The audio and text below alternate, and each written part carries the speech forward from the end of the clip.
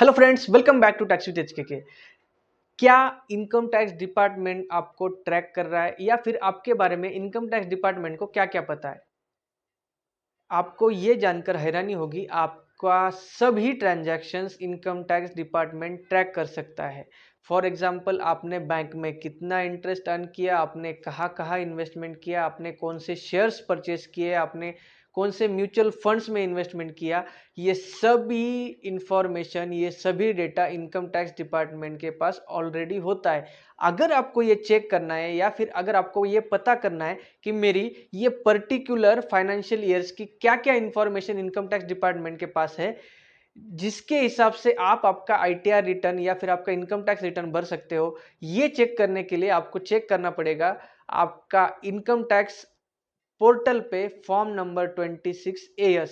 ये फॉर्म में आपको पता चलेगा कि आपके पैन में परमानेंट अकाउंट नंबर पे कितनी इनकम रिकॉर्ड हुई है और वो इनकम की अगेंस्ट में आपका टीडीएस कितना कटा है, मींस आपका टैक्स आपके पैन पे कितना जमा हुआ है। नेक्स्ट चीज है एआईएस, एनुअल इंफॉर्मेशन स्टेटमेंट।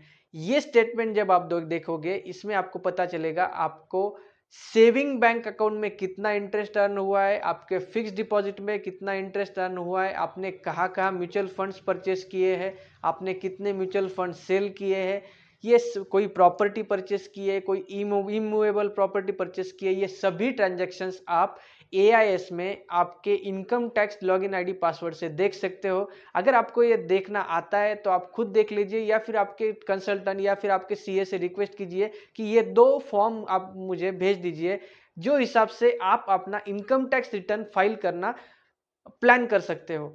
जानने के लिए बने रहिए मेरे चैनल के साथ। अगर अभी तक आपने मेरे चैनल को सब्सक्राइब नहीं किया है तो चैनल को सब्सक्राइब कीजिए।